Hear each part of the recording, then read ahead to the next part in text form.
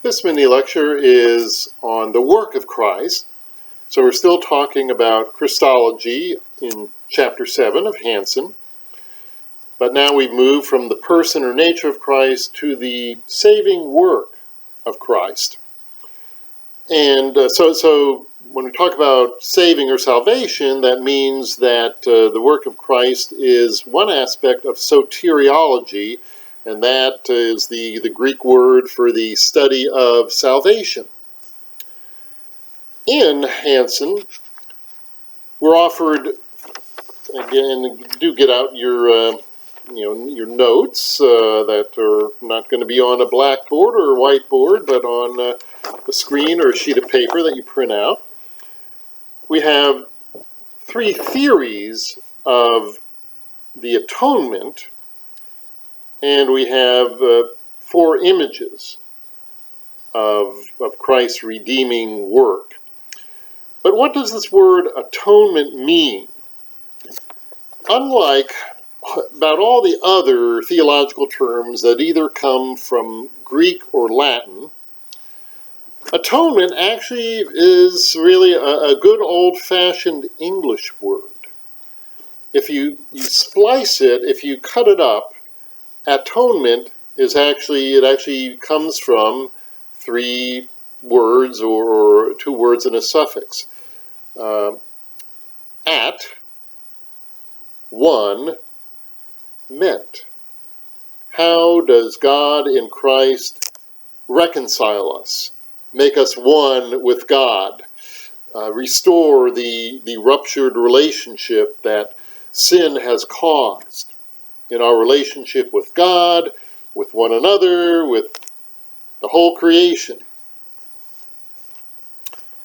At one meant. Well, in Christian theological history, three major theories of the atonement have been recognized. The oldest one, and it goes back to early church theologians, to the patristics or church fathers, it's known as the ransom theory of the atonement. So when you hear the word ransom today, what's the context?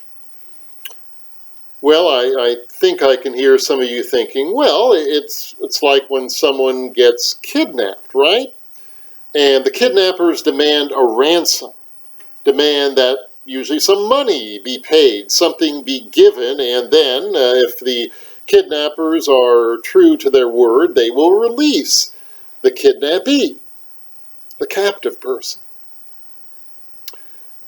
Well, the ransom theory of the atonement really worked like that, or works like that, and really it's still pretty much the traditional or accepted theory of Greek Orthodox Christianity, in Orthodox Christianity in general, Russian Orthodox, and so on. But what that theory says is that since the fall, the devil and the demons and evil have held us captive. We've been held captive by the powers of evil. And they're kind of reified or made real as objective powers beyond just our own sinful wills, beyond the things that may happen in nature, natural evils. No, evil, sin, and death are these kind of personified but objective powers. And so, who pays the price? Well, it's Christ. But who is the price paid to? It's actually paid to Satan. Satan is the one who's holding us, who's made us captive to evil. And basically, the way the deal worked out is that once human beings fell, we were under Satan's control. And Satan could do, pretty much anything Satan wanted to. Maybe he couldn't, just outright kill us all, but could tempt us and cause diseases, cause all kinds of evils trying to steer us away from God. So how does Jesus ransom us, free us from this captivity? There were some particular theories or concepts, stories that tried to relate to this, and one is called the mousetrap theory, that God really sets up a trap through Jesus. And remember, Satan is free to cause all kinds of evils on we who are sinners. But then Jesus was fully human, so he appears to Satan to be human, and he is human, but he's not a sinner. So Satan is not allowed by the rules of the game to do any evil to Jesus. But Satan ends up having Jesus captured, arrested, tortured, and crucified, and dying upon the cross. So Satan violates the rules of the game and is defeated. So that's one version of it. Another way, to maybe a little less contrived way to look at it, was that Jesus, though he was fully human, lived in this fallen world, even this material world, kind of under the influence of Greek philosophy, that matter is at least inferior, if not evil, and kind of chaotic. But in this chaotic world, Jesus was able to lead a sinless life, and therefore defeated Satan and all the forces of evil, took them captive, and released us. Well, folks, that leads to one of the images of salvation, of Christ's work, of victory. Victory over the forces of evil. And there was a Swedish theologian, Gustaf Holén, who around 1950 wrote a book called Christus Victor, Christ the Victor, that said that the ransom theory really is the most biblical, and he makes a good case that most often when Jesus' saving work on the cross and through the resurrection is talked about, it's spoken in terms of ransom and or of Jesus freeing us from the powers of evil that hold us captive. Paul wrote a lot in this way, and the Gospels speak a lot about Jesus being a ransom for many, for the saved. And Gustaf Holén goes on to say that, at least in the best theology of Luther and others, we see this theme of Jesus freeing us from the powers of evil, Jesus emerging victorious over the forces of evil. All right. Well, before we get to a second theory of the atonement, I do want to go back to the first image listed, which was sacrifice. And there is a lot of sacrifice going on in the Hebrew Bible in the Old Testament times, at least as long as the temple was in existence. And there were both sin offerings and gift offerings. Sin done as a way to atone, to make at one those who had committed sins, and gift offerings more to return gifts to God of the harvest, and kind of with the idea that God has given us gifts, we'll give gifts to God, and God will keep on giving us gifts. We hope and pray. So, sacrifice, certainly Jesus' death on the cross is spoken of often as a sacrifice, but it's not particularly associated with just one of these theories of of atonement. It kind of is somewhat of a standalone image, or one that can relate to several of these theories of atonement. So let's get to the second theory of atonement, and that is the satisfaction theory. I don't know if any of you are familiar with the old 60s hit of the Rolling Stones, "I Can't Get No Satisfaction." Da, da, da.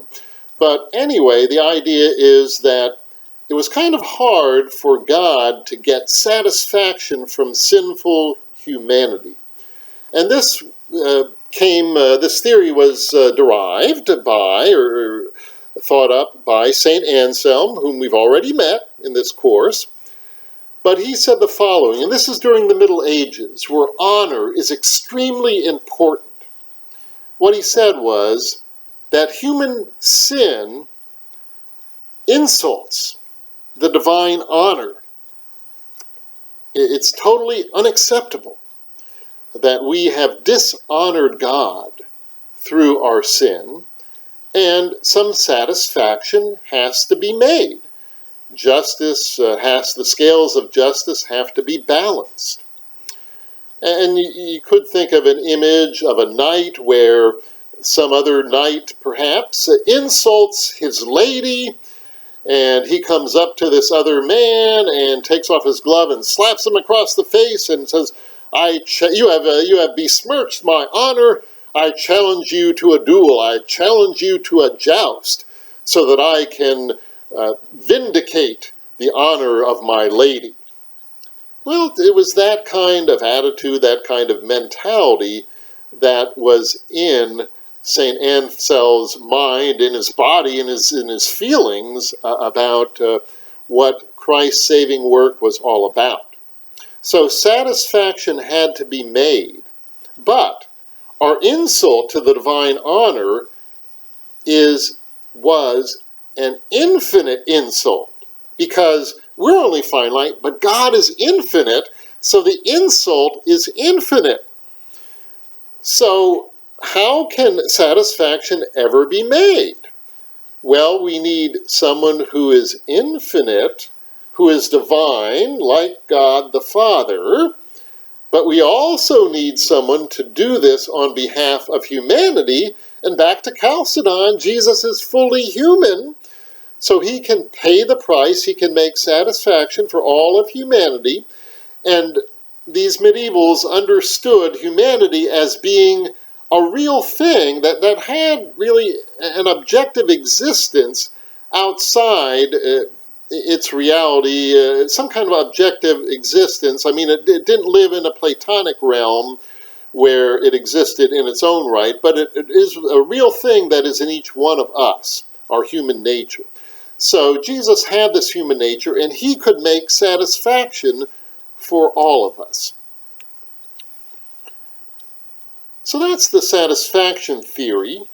Now there was, and Hansen gets into it, a substitutionary theory of the atonement that kind of updates, we might say, the satisfaction theory for the later time of Calvin in the 1500s. And here it's sometimes called the penal theory, punishment, relating to punishment, the penal system, a correctional system of North Carolina. So God here, rather than demanding satisfaction, demands punishment, that sin be punished. Well, again, how can a decent substitute be found who can be punished in our stead? Well, Jesus, because he is fully human, but also divine, so he's willing to take on this punishment we all deserve and suffer for us, although again doesn't suffer in his divine nature. But that's the substitutionary theory of the atonement, where Jesus takes a licking that we deserve, but we couldn't handle. But Jesus can handle it because he's also God.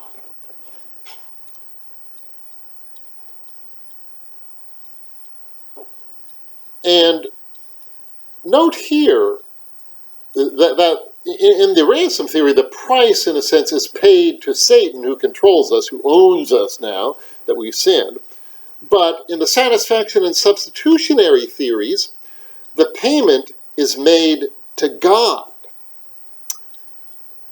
So, if any of you ever saw The Passion of the Christ, the Mel Gibson movie, you might remember the opening 5 minutes, which is in the Garden of Gethsemane, where Jesus is with Satan.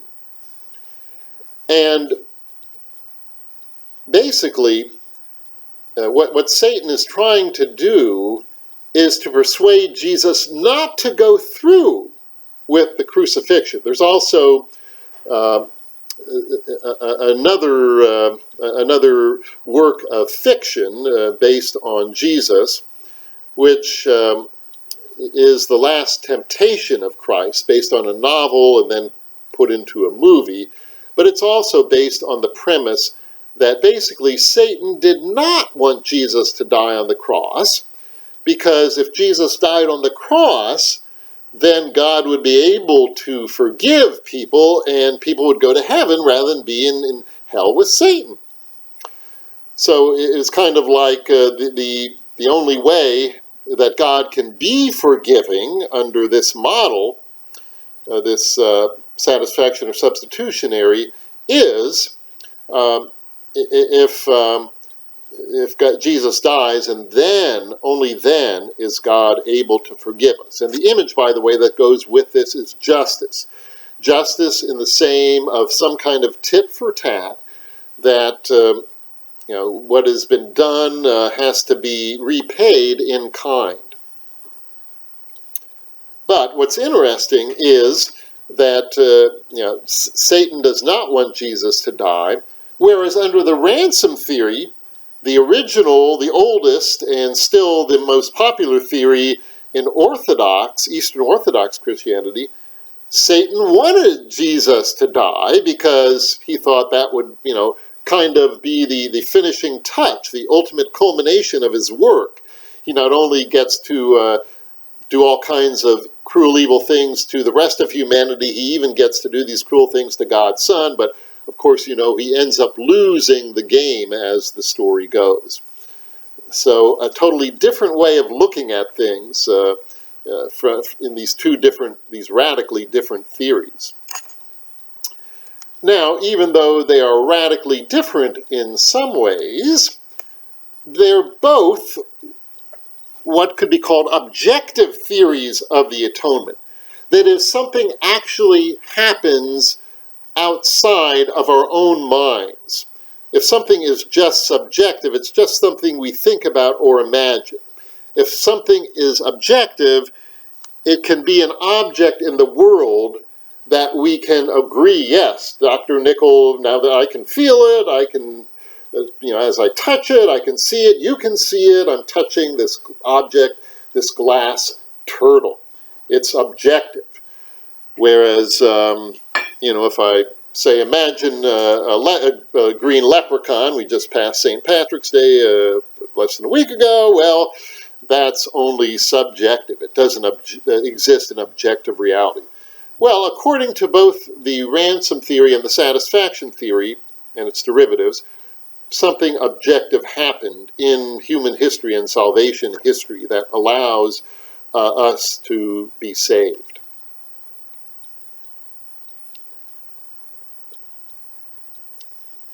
And there is a sense that, especially with a sin offering, that does somewhat relate to justice, so that ties in a little to the image of justice. And I said, like sacrifice can sort of tie into some of these other images. All right, well, we have a third theory of the atonement to consider, and the last of the three, the so-called moral influence theory. And this theory is, I guess you could say maybe in some ways it might go along with a lower Christology for some, but it actually goes back to the same time as Anselm in the High Middle Ages. And there was another theologian named Abelard who did not agree with St. Anselm's satisfaction theory. So Abelard came up with this alternative theory.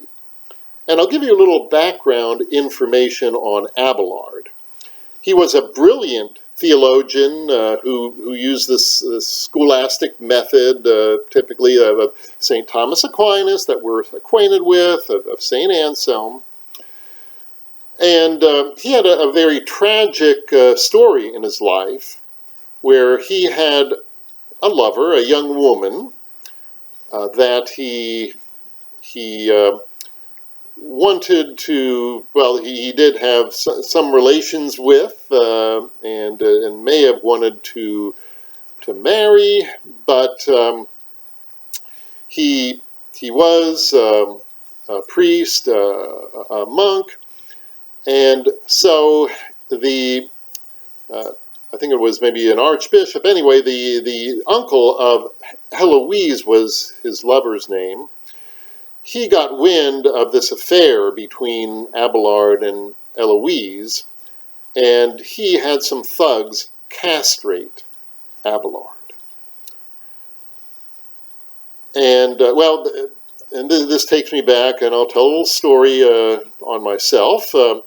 I was in a worship and music class in seminary, and the professor was talking about, actually, a hymn that went back to St. Abelard. And he talked about the sad incident where Abelard ended up being castrated. And he said, and there was some prejudice against castrati. And so he said, because of this, Abelard was unable to rise in the church. And I just said, so to speak. And some great laughter ensued. And hopefully you might have gotten a laugh from that too. But let's get back to the main theological substance of Abelard. He said, wait a minute, Anselm. God is by nature a loving, forgiving God. Jesus doesn't have to die or be punished in order for God to be forgiving. God is always ready to forgive the penitent sinner. So what did Jesus do to allow us to be saved? Well, he was a great moral influence or example. But this actually understates what Jesus did. Because Anselm said that he died out of love for us. His sacrifice, his painful, his torture, his being crucified was all out of love for us. So his dying for us convicts us of our lack of love, our being full of sin and lacking love, and grabs us at the very heart of our being, in our deepest part of our being, our deepest emotions, and transforms us. So for Abelard, it's not he's just an external example, but his dying, his sacrificial death out of love grabs us at the center of our being and causes us to be penitent and allows us to be forgiven because we have been changed. We have been transformed. We have become more Christ-like. Now, as opposed to the first two theories, this one is subjective because there's no change in God or the objective situation with God. It's only our subjective being, how we change, our personality changes, we get an attitude adjustment thanks to Jesus. So we're able to be at one with God now. And the fourth image is that of love, and that is the image that's most associated with the moral influence theory, because remember, it's the love of Christ that grabs us and transforms us. And we can somewhat go back to the gift sacrifice, because if that was done right, it was done in a way that showed our gratitude, our love for God, because God has first loved us. And to maybe complicate things a little further, when Hansen writes about justice, he talks about different types of justice, and he talks about recreative justice, which can be a little confusing, but he first begins about talking about what recreative justice is not. And it turns out recreative justice is what we've just been talking about relative to the moral influence theory, that we are recreated by Christ's love, and so justice is served. There's no longer any need for balancing the scales or punishing someone because they are penitent. And they've been so penitent that they've deeply regretted, totally regretted what they've done, and have been transformed, and hopefully won't do the same thing again, at least if our transformation has been great enough, has been truly full. So I think that brings us to the end of our consideration of soteriology in terms of the saving work of Jesus Christ.